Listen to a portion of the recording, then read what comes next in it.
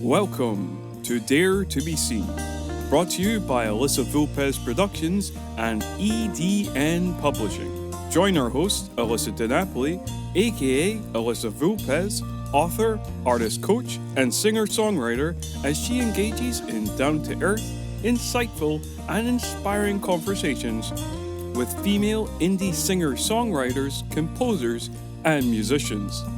We shall discuss the lessons and personal stories of women who dare to be seen, scratching beneath the surface to explore challenging truths, forge deeper connections, and foster personal transformation. Get inspired, share your gifts, and if you enjoy the show, spread the word by subscribing and reviewing it. And now, let's get started. Now, before we meet our guest for today, I would like to invite you to go to tinyurl.com/podfreebies, and you will be able to download for free my Limiting Beliefs Buster worksheet, where you will discover how to let go of disempowering beliefs about your abilities as a performer, so you can unleash your inner superstar. And now, here's our guest for today. Welcome to a new episode of Dare to be Seen. My name is Elisa DiNapoli, aka Elisa Vulpes, and today's guest is Rachel Lark. Lark is an Oakland-based singer-songwriter who creates brutally honest and infectiously catchy songs that make you laugh, cry, and remember that you're a human. She's known for her biting political commentary, her fearless authenticity, and hilarious raunchy wit. She has cultivated a loyal following on Patreon, whom she relies on to fund all of her projects, almost all of which she produces herself. She's also the host of the podcast What's the Point? And the writer of a new musical called Coming Soon. So let's welcome her to the show. Well, the world's really fucked, but the show will be pretty good. You might be asking yourself, why do anything at all? The world is big and fucked, and you are weak and small. How do you want to spend your last days? Well, all the cool kids I know are fighting as we go down in flames. Everybody! I don't shy away from the title comedian. I've played a bunch of comedy shows. I've played comedy festivals. I enjoy making people laugh. Spend an hour fighting those in power, making art that says shit, helping those who need it. Who knows if it matters at all? What you do with your time is your call.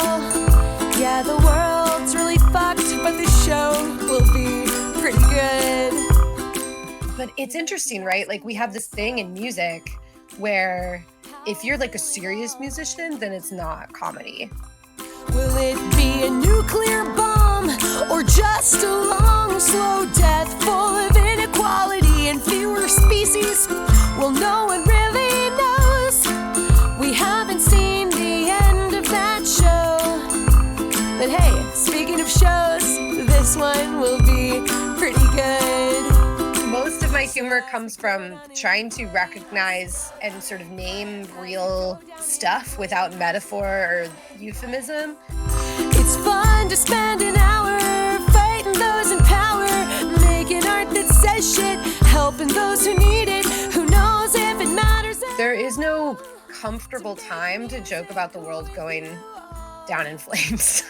Because it's just, I can't wait for like a comfortable moment to laugh about this. Speaking of the world, you shouldn't worry too much. For all we know, this planet's here for cockroaches and molten sludge, and we are just a byproduct of some cosmic debris, and no one really cares at all but little old you and me. So as we go, I don't think trying to please anyone or everyone, is a great place to be inspired from. I definitely recommend putting that aside for as long as humanly possible. That says shit, helping those who need it. Who knows if it matters at all to hang out and party with you all? Yeah, the world's really fucked, but this show will be pretty good. Now with all that said, you should all do more. I mean, should is a funny word, but what I'm saying is you'd be a cooler person if you did more stuff. So let's open up the border and end racism and patriarchy. Yeah, the world's really fucked, but the show will be pretty good. So as we go down in flames, as we go down in flames, it's fun to spend an hour fighting those in power, making art that says shit, helping those who need it. Who knows if it matters at all? What you do with your time is your call. Yeah, the world's really fucked. I mean, seriously, holy shit, like, it's a fucking disaster. And, like, how do we even know, like, how we're contributing to this planet? Like, maybe our existence is harming more than it's helping. And, like, if that's the case, then, like, how do we justify even just waking up in the morning, let alone extending our existence by having more children? I mean, like, what is the goal here? Like, where are we heading? And if it's not somewhere good, then, like, how do we even justify it? I mean, our carbon footprints alone are, like, really hard to even answer for. And so it's, like, really important that we just try our hardest to make this existence mean something and do something with the very little amount of impact that we're able to make. I mean, holy shit, you guys, like, wake up, holy fuck, we have to do something. But then again, it's like we have to take care of ourselves, and so we have to, like, rest, and we have to spend time with the people that we love. Otherwise we're too burnt out to even make a difference. So we just have to wrestle this, like, what do I do with myself? Each day, every day is like a fucking struggle to figure out, well, how do you spend your time well, and how do you care about what you've done, and how do you feel good about being on this planet when so much harm is being done in our names and for our own material benefit? I mean, Jesus Christ. But the show will be pretty good. Let's welcome to the show Rachel Lark. I'm very excited to have you, Rachel, on the show. Welcome. I'm excited to be here. Thank you so much. It's an honor to have you. I was just listening to some of your songs, your videos, and I think everyone who's listening tonight or today or whenever, whatever part of the day you're listening. What is day? What is What is night? night? Whatever. Am I awake? Who knows? Exactly. Is this a dream? I don't know. Yeah. That they will love each and every part of this podcast because I just love each and every part of what you do. But I want to share some fun facts about you. You're saying that you really like trail running, camping, getting into nature at every opportunity. And I suppose this is even more important now than that we are kind of forced to stay a lot inside. Is that correct? Definitely. Yeah, I've always really enjoyed nature. My family vacations growing up were always like long, arduous hike oriented. But now having a dog, my dog Ripley is 3 and is like a serious runner, and so she needs like 6 or 7 miles of activity a day, and as it turns out, so do I. So it's been a real lifesaver just going on hikes and trail runs with my dog. It's like it just checks a lot of boxes for me. Like, I'm not looking at my phone. Like, I don't really know what I would do if I didn't have that. It's pretty big for my mental health. Yeah, I was just actually listening today to a podcast by Sam Harris on exactly this and how we're all so distracted and how our focus is split and how it actually is really important to take those breaks. And one of the best things you can do is being in nature. So you're on Yeah. the right track for sure.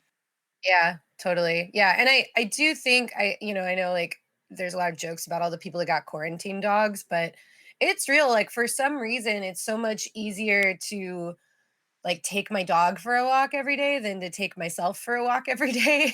So I think that having that other sort of reason to get outside is like is pretty huge too. Yeah. Isn't it strange how it is so much easier to take care of other people than ourselves? What's that all Yeah, about? I have no idea. I don't know. It probably some kind of like deep-seated shame, self-hatred that we've all grown up with through, I don't know, the legacy of like Catholicism or maybe something deeper. I don't know. That's like some deep psychoanalytical shit that we all probably need to work on because wow, is it hard to give yourself care? But you know, if you can figure out a way to hack it, if you can like set yourself up in such a way that giving care to others also gives you care, then I think that's kind of that's great, you know? That's a good stand-in for knowing how to simply care for yourself. Yeah, that's Maybe we very weren't true. meant to live alone. Maybe that's it. Like maybe self-care is caring for others. Okay, I think we just solved it. I think we just had like a That's it. philosophical Done. breakthrough. Done. You solved the problem. So I want to ask you a little bit about your music. I know you're Yeah. very much a comedian. Maybe you don't define yourself as a comedian, but your songs are very funny. And I was wondering, was it always that way, or is that something that has happened on the way as you developed as a musician? Yeah, it was not always that way. And I think it's such an I don't shy away from the title comedian. I've played a bunch of comedy shows, I've played comedy festivals. I enjoy making people laugh. I think that some of my favorite artists are comedians and comic writers. But it's interesting, right? Like we have this thing in music where if you're like a serious musician, then it's not comedy. And comedy music is like, that's different. And I don't quite know who made that rule or why that is.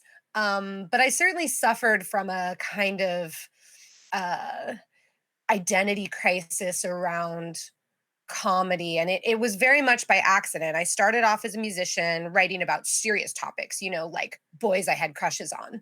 And then I was sort of in this music world and music about deep, serious things with lots of chord changes and um, make my mark as a badass, deep artist. And then I was very much by accident invited to perform at a show called Body Storytelling, BAWDY Storytelling. And they are a storytelling show like The Moth or, like This American Life kind of thing, except it's all stories about sex, gender, and kink. And I've always been kind of like a sex and feminism like nerd. Like I love thinking about it. I love talking about it. I've always had kind of like radical sort of politics around sexuality and relationship models. And I thought the event sounded really cool, but I had no music that was relevant for it except this one song that I wrote totally as a joke because I was angry at my bandmates when I was on tour and they told me all men by the way, they told me to watch my tone and I was like fuck my tone and I started writing the song. It was like fuck my tone and then they misheard it as fuck my toe and then I was like, you know what? Maybe I'll just write that song instead. So I wrote this little 2-minute stupid frivolous song that I never intended to perform called Fuck My Toe. It was just a complete joke. And when this show called me and they were like, do you have any songs about sex or kink? I was like, well, I mean, I've got like one song, but it's very stupid. And they were like, play that. Just come and play that. Um, and I was expecting this to be like a little like coffee house situation. It was like a big concert hall with 400 people in it. So I went up and I played Fuck My Toe to 400 people and it killed. And everyone was cracking up. And I was like, wait a second. Should I write more stuff like this? Like, should I write funny songs. And so I viewed it as just a creative side project, just a fun thing to stretch my imagination. And I asked Dixie Delatour, the producer of the show, like, hey, could I write like custom songs for this show? Because they had a theme each month, and I was like, I could write a different like funny sex song each month. That sounds like a cool exercise. And then that started it, and then that just became what I was good at and what I was known for. And before I knew it, all these like sex positive events and groups and kink events and they all like wanted me to perform, and I sort of became known as having this niche of like writing these funny, somewhat politically laced, uh, raunchy songs. And for a little while, I was sort of like, what do I call this? Like, I'd been writing other music at the time, and I had all this other work that was like not funny and not raunchy. And I was like, how do I reconcile these? And do I pick a different name to do the comedy stuff? And, a serious name to do the not comedy stuff? And I finally was just like, no, this is just who I am. And some of my songs now, I really enjoy like writing that line. Like now it's like, you know what, you decide if it's funny or not. I don't know. Like most of my humor comes from trying to recognize like real shit and sort of name real stuff without metaphor or euphemism. And sometimes that really hits in like a painful way, and sometimes it hits in a funny way, and sometimes it's both. And now I just don't even feel like I need to make a choice about whether a song is supposed to be funny or not, you know? Absolutely. It's like they say truth in comedy, right? Right. Yeah. Yeah. At least that's my brand. I think there's other ways that are probably a lot more like technical and impressive about how to get at that humor. But for me, it's all about the recognition of, you know, real shit. But I think that's actually the whole idea of good comedy, at least in my opinion. I believe the good comedy comes from the truth. You are talking about something that is real, and it's funny because it is real, Yeah. you know? Yeah. And Absolutely. do you ever miss serious art or serious writing, if you know what I mean? I still do it. So, my albums are pretty much half and half. I have I definitely have a sort of arc to my set lists where I try to, you know, there's a lot of emotional ground to cover when you both want to make people cry and laugh. So, I kind of I start with kind of like icebreaker funny, and then I go kind of weird, and then I go kind of like heavy. And there's a lot of topics in sexuality that are really hard to talk about. Topics like sexual assaults, sexism, shame. And I think the music is a great container to get into some of those darker places too, and even maybe even try to experience some catharsis. And then, of course, the way you take care of an audience when you go dark is then you have a release afterwards. And so that's when I go into the really funny stuff after people have kind of like, you know, open themselves up and they really need the laugh, because audiences can be very like, at the beginning, like, I'm not, let's see, let's see about this person. And so you really have to take them on a journey to get them there to be able to really crack up and like be on your team. And so yeah, so I still do the serious stuff, and I think honestly that's how I've really like found my perhaps poorly timed entry into musical theater.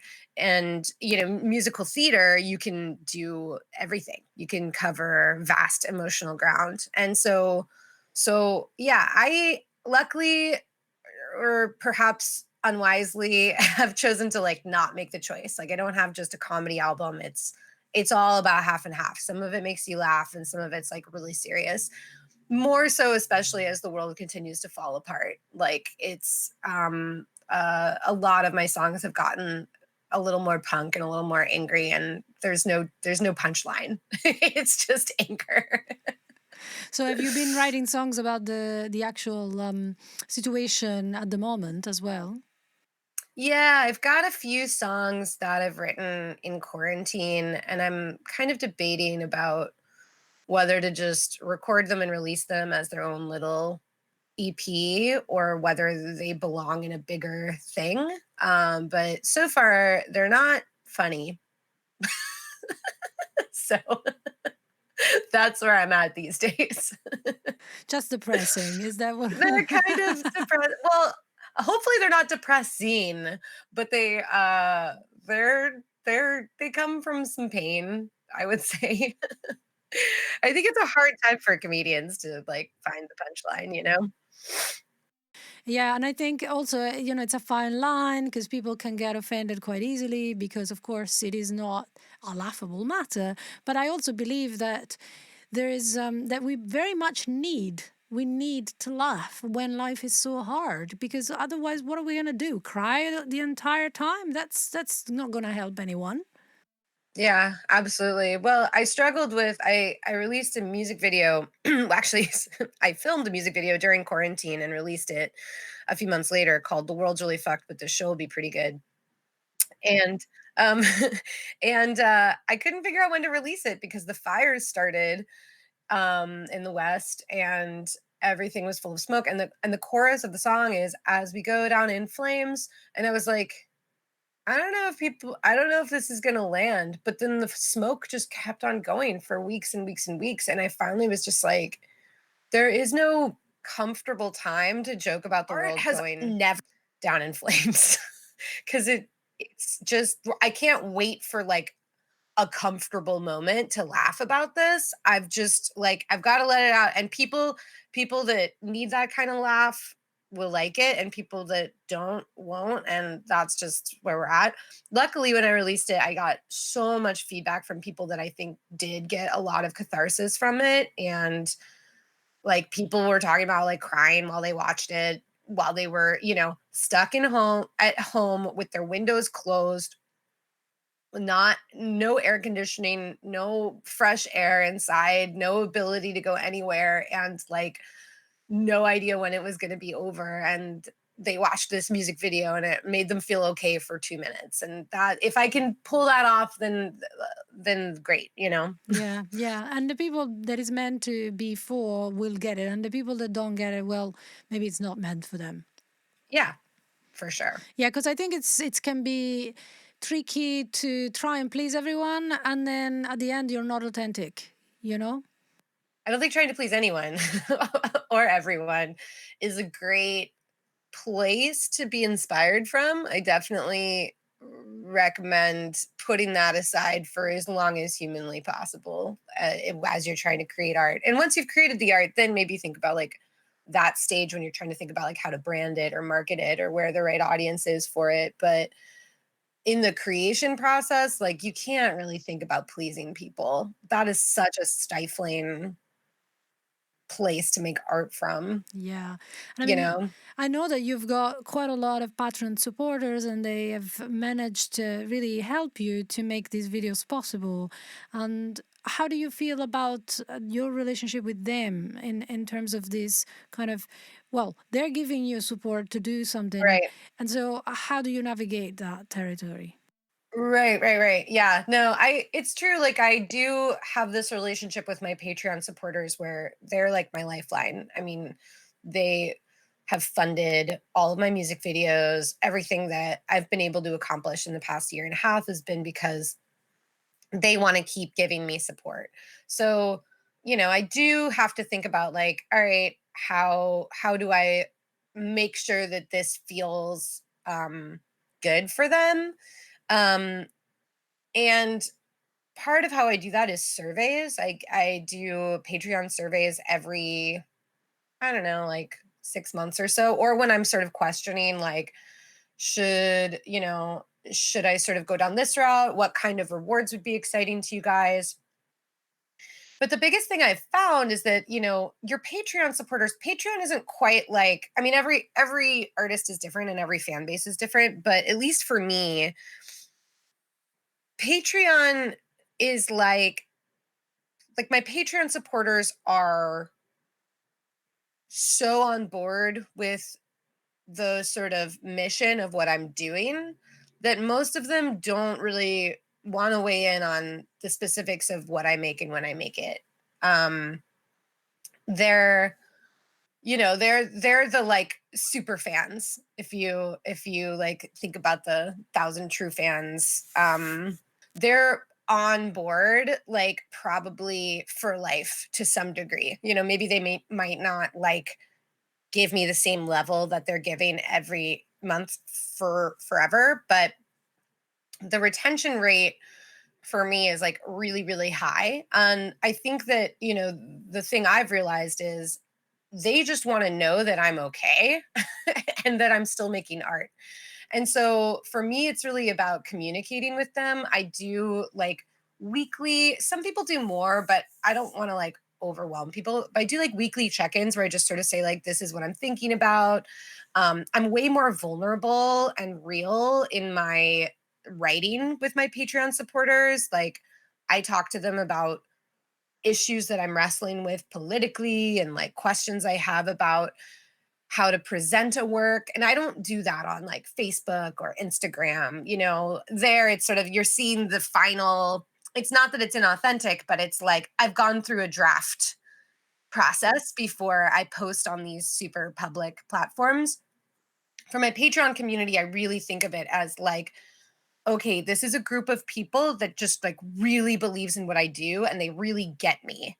So I want to communicate with them in this like very vulnerable way to get feedback because, they're the best people to give me clues about how to get more fans, right?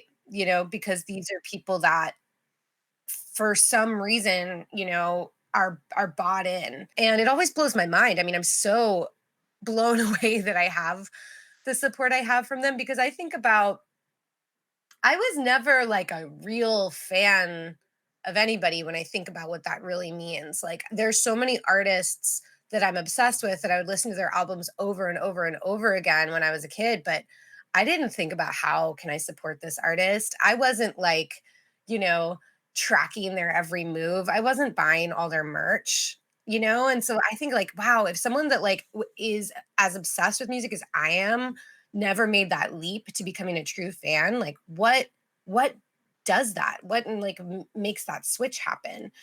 And yeah, I think in my case for a lot of my fans, it's this mix of like subversive real talk and a little tinge of political education in there as well.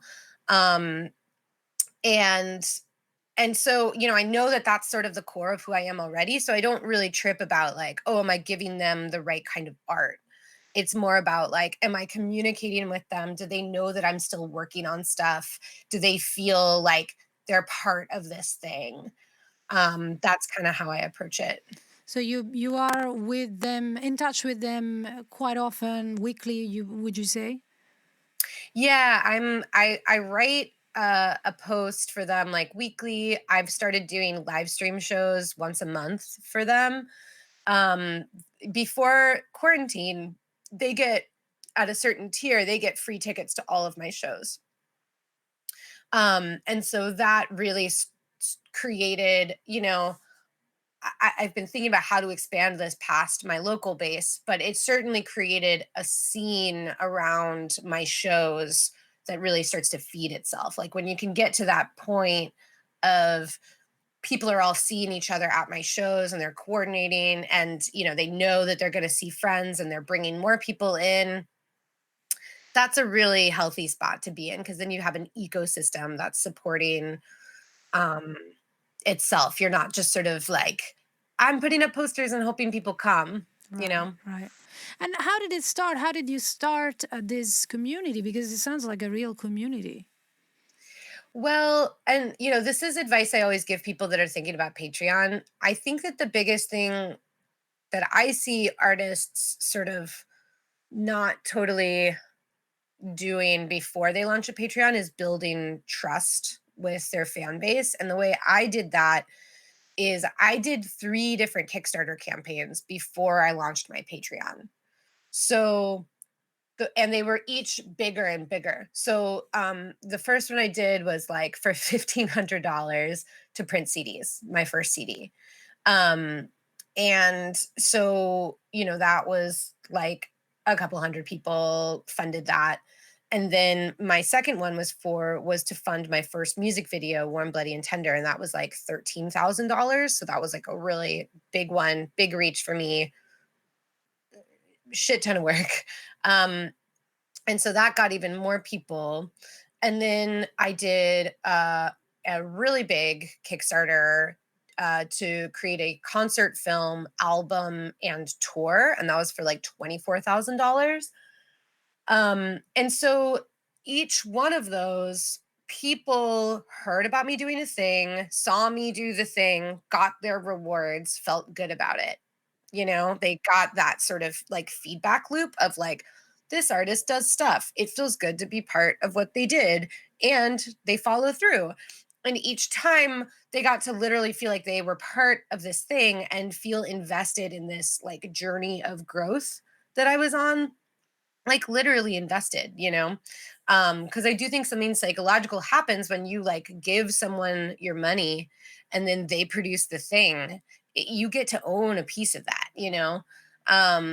And so they went through that, and then when it was time to launch my Patreon, I basically had an argument to make. I made a whole video that was like, look, I do videos, I do shows, I do tours, I do albums, I do songs, I do political stuff. Like, you guys have seen all the stuff that I do. It's time to just fund this work on an ongoing basis so that I can just do it all the time. And I don't have to, stop everything to create a Kickstarter twice a year to tell you all this new thing I'm going to do. Like I've proven myself. It's time to just like fund this monthly so that I can make art forever. And I think that that was like a real argument that I could make because I had this track record. So I do encourage artists to start there, like start small, because it sounds so easy, right? You're like, oh, if I'm getting paid monthly, and I guess we should just say for anyone that doesn't know, Patreon is a monthly crowdfunding platform. So, it's basically, instead of a Kickstarter where you're like, I need $20,000 to do X, Y, and Z. If I don't get there, I don't get funded. You have goals that you create where you're like, once I get to $1,000 a month, I'll do this. Or once I get to 200 patrons a month, I'll do this. And then people give you an amount every month. And you can also do it per thing. So some people, for instance, YouTube creators or comics, it makes more sense to be like, give me $1 a comic or something like that. But I really encourage people to do a one-off because it sounds really easy. You're like, oh, wait, I'll just do the math. If just 500 people give me $10 a month, then that's 5,000. It's not that simple, right? If you think about how much value people get for their Netflix subscription or their Spotify subscription, where they can access almost every artist that they could want to listen to for $9 a month. It's going to take a lot for them to give random indie artists $10 a month. That's actually a big ask. So you've got to prove yourself first to your fan base, and those smaller things actually build your fan base. They actually create this community of people that feel more invested, and they want to see you succeed because that's kind of like seeing themselves succeed. It's kind of like that, like, wait, I knew that artist when, now I want to see them get to the next level. So I encourage people to be like, I want to make a music video, or I want to make an album, do a GoFundMe or a Kickstarter first. Have that be successful. Learn about your fan base too. Like, you learn a lot about, oh my gosh, none of my fans actually give a shit about buying a t-shirt. How about I don't print t-shirts? um, you learn about like what motivates them, which rewards are popular, who you can count on, who's got a lot of money. Like, you kind of find that out. You're like, oh, my fans actually, like, there's more of them than I realized that can give $50 or more. And, or you're like, oh my gosh, nobody is giving me more than $25. I need to think about that as I build my tiers.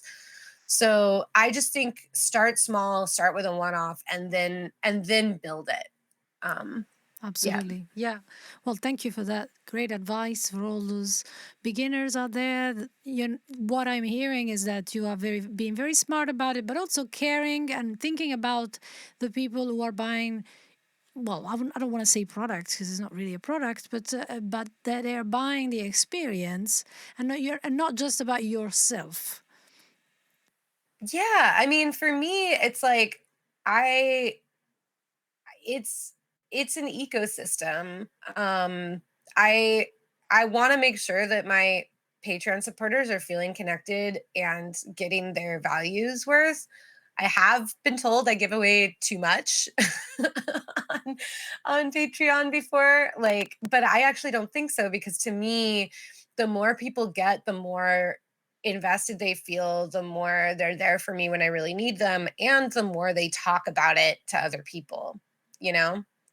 I wish I wish no one had to spend money to have art happen at all. I wish we didn't live in a capitalist system. Like I wish we could just somehow like I could just know that I have a roof over my head and food to eat and like just play music and and ultimately my big goal for Patreon is that when I get to a level that can both cover my art and sustain me with an income, I want to make all of my shows pay what you can. And, and that way it's like all the Patreon supporters go for free, but also everybody else just pays what they want. And then I can just kind of break away from this like horrible market system. That's my goal. And I think Patreon can help you get there. I don't think that has to be your goal, but No, I see what you're saying, and it sounds a bit like a cross between the gift kind of economy and until you get there, a capitalist or at least, semi-capitalist kind of. yeah.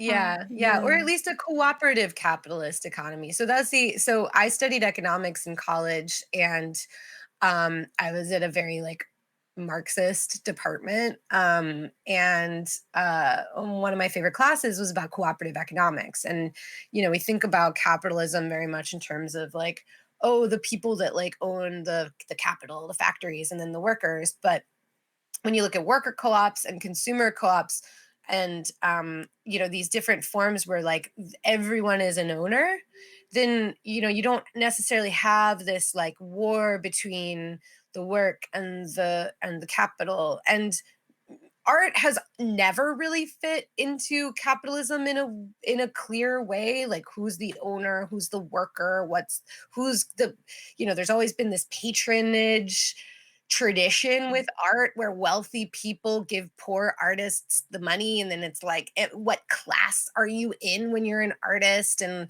it's always been weird, but I think that creating monthly, ongoing, some kind of regular paycheck for artists, which this country seems incapable of producing any other way through Patreon, does get close to that cooperative economic model where you're like, look, this isn't like product, money, equal exchange based on supply and demand. This is like, let's see what we can make together and let's keep it going. Yeah, because it's very hard to quantify art and say this is worth such and such. You can't really do that.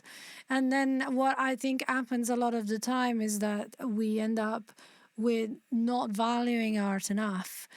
And then we have this myth of, oh, well, if you're an artist, you just do it for free, which is like saying, if you love cooking, you should just be a chef for free. It's like no one would ever say to a chef, just go and cook for free. It's like, but it's because food is it's something you can touch, you can eat, it's there, it's a product.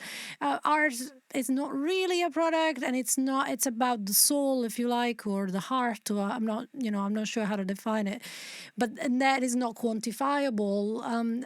We tend in a capitalist society to think of it as not having value, which I think is really dangerous because we just end up being quite unhappy. I mean, if you think about it, what do we do after work? We listen to music. We go to a show. Well, now we can't, but ideally, that's what we do, and that's what makes us happy. And if we can do that, well, we become a bit more poor, but in a kind of soul heart way. Yeah. Yeah. for sure. Yeah. So on a slightly different topic, I want to know a little bit about the podcast. What's the point that you Hmm. have? And also, I want to know about your musical. I love the title, Coming Soon. So, can you tell me a bit about these two projects? Yeah, so I started What's the Point actually as first just a reward for my Patreon supporters. I was like, I want to give a little more value to specifically the $5 a month tier. And so I was like, what if I have these interesting conversations about art and activism all the time with my friends. What if I just record some, call it a podcast, whatever, and then, I'll just like release it to my Patreon supporters. And then I recorded a few and I was like, wait, this is good. I should do this for real. And it also like, I started it in January. So I'd only done a couple before COVID hit. And um, I decided to hire a radio producer and collaborate on really making a podcast that could be released to the public. And I had no idea how much work that was going to be. I'm sure you can relate to, it's like you hear these podcasts before you do them and you're like, oh, it's just two people talking. It's like, whatever. It's actually, it's a decent amount of work to put them together. But I was pretty excited to have a chance to drop in with these friends that I wasn't able to see in person, and have these really deep conversations about art and activism. And I think especially during COVID, it became like therapeutic for me because have gone through I I go through a bit of an existential crisis regularly, I would say, about like why I'm making art and whether making art is a valuable thing to do while there are so many pressing political needs. Um, because I'm also an activist and as a full time artist, have a lot of time flexibility to go do like different activist projects. So, for instance, in 2017, I went to the border multiple times and ended up doing a lot of accompaniment for migrants trying to cross the border. And, um, during that time, I had a real crisis of like, why am I? It feels so weird to go back to Oakland and make songs that are funny about vaginas when like people are being killed by our government. I mean, like what how do I justify this? And so I during quarantine had these like this podcast became a way to have these sort of soul searching conversations with politically engaged artists about how do we think about our role right now? Does art matter? Why does art matter? How do I feel good about making art when there's so much horror around me all the time? Um, and it became like just these really valuable, almost like therapeutic sessions for me. And I think the conversations came out, so varied. It was so interesting to hear everybody else's like answers to these questions. We talked to political performance professors and rappers and songwriters and performance artists and dancers and teachers, and just got like very very beautiful inspiring responses about the value of art. And I kind of worked through my existential crisis in the process. So I think that the podcast will be most interesting to, sort of artists, especially politically engaged artists. But I really think that it'll be interesting to everybody. So it's called What's the Point? And we have almost released the end of our um, first season. So I'm not sure when this will air, but there's 8 episodes out now. There's 10 episodes in the first season, and it's available everywhere on all the podcast things. Okay, fantastic. I'm definitely going to check it out. And tell me a little bit about the Coming Soon musical then. Yeah, so Coming Soon is a brutally raw and hilariously fun musical adventure about one woman's journey to find sexual satisfaction. I started writing it 4 years ago, and it's it's the most involved, hard thing I've ever made. It's gone through a huge process already. We've produced 2 workshops. The last thing we produced was a staged reading in January. And we had plans to have the San Francisco debut happen this coming February 2021. That performance is on hold, obviously. No rehearsals are possible. No performances are possible as of the time of this podcast recording. And so I kind of felt like the only thing I could do during quarantine with this show and with there's like 20 songs in the show. And I felt like the thing that I can pull off is a concept album based on the musical. So in August, I got together with the cast, with some musicians, including Ariel Wang, who I believe introduced us, and we recorded a 10-song concept album. It's called Coming Soon, the Pandemic LP. And it just finished getting mastered, so it'll be released very soon. I think we're going to release it on vinyl, and that's sort of where it's at for now. I was able to like create this album. The future of the show remains uncertain, as we sort of like struggle to see what's going to happen to theater and musical theater especially. But I believe that there's enough excitement about the show and enough sort of people signed on creatively at this point that it will have a life at some point. Might be a few years from now, but it'll happen. Right. And are you in the show? Are you acting as well as singing? How many people are involved in the actual, from the acting point of view?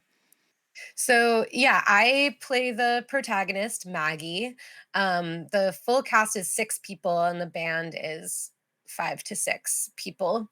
Yeah, I mean, I definitely, if the show happens soon, I will be playing Maggie. I've also, this might sound fatalistic, but I've also sort of like realized that maybe by the time the show sees the light of day, I will be too old to play Maggie. So I'm like, whatever. As long as the show happens, I don't necessarily need to sing the songs. I just want the story out there. But on the album, I sing the role of Maggie, and then there's 5 other cast members on the album as well. Right. Well, I think this is the perfect time to talk about the song that you're gonna play for us today, which is called "It's Hard to Be a Feminist and Still Want Dick." I love this title. Okay. 1, 2, 1, 2, 3. It's hard to be a feminist and still want dick. It's hard to care what other people think and still be over it. It's hard to be objectified just the right amount and sometimes still have sex with dudes when they deserve to be called out. I'm an educated woman and I know my stuff, but I like my lovers with a little scruff. If I could take a pill that would remove this curse, I'd never talk to straight men because they're the worst. Men kill people, men start wars, but at the same time they're totes adorbs. I worry fucking subjugators makes me a traitor, but then I get wet and decide to think about it later. It's hard to be a feminist and still want dick. It's hard to care what other people think and still be over it. It's hard to be objectified just the right amount and sometimes still have sex with dudes when they deserve to be called out. I'm not a man hater, I'm sad to say. Look, Patriarchy is great for LA. We can have a bunch of sex if we speak bluntly. We can have even more if we're quiet and hungry. I spend my days making life harder for guys who won't acknowledge their inherent power. But night comes around and it's time to relax. I'm sick of talking, I just want some ass. It's hard to be a feminist and still want dick. It's hard to care what other people think and still be over it. It's hard to be objectified just the right amount, and sometimes still have sex with dudes when they deserve to be called out. My inner Steinem wants to object, but my inner broken Hyman says he's so erect. I want to write a think piece for Jezebel about this problematic blowjob in my special place in hell. When it's all over, it's time to take stock. Were all these compromises worth 5 minutes of cock? I don't want to slut shame anyone, but come on, Rachel. What have you done? It's hard to be a feminist and still want dick. It's hard to care what other people think and still be over it. It's hard to be objectified just the right amount, and sometimes still have sex with dudes. I really like having sex with dudes. Earlier today I had some sex with dudes. I yell and then I have sex with dudes when they deserve to be called out. That was so awesome. I had to stop myself from laughing out loud while you were playing. Oh no, it's okay to do that when it's comedy. All right, okay then. Well, Richard, it's been a real pleasure talking to you. Yeah, Really definitely. has. Likewise. Thanks so much for having me. Yes, and if you guys want to listen more of Rachel music, just head on over to rachellark.com and you'll find a lot of goodies there. That's all for this episode of Dare to Be Seen. Join the conversation on daretobeseencommunity.com and help us create an empowering community of independent female singer-songwriters, composers, and musicians who support one another. For show notes, resources, and information on today's episode, visit daretobeseenpodcast.com. And remember, shine your own unique light onto the world. It needs it.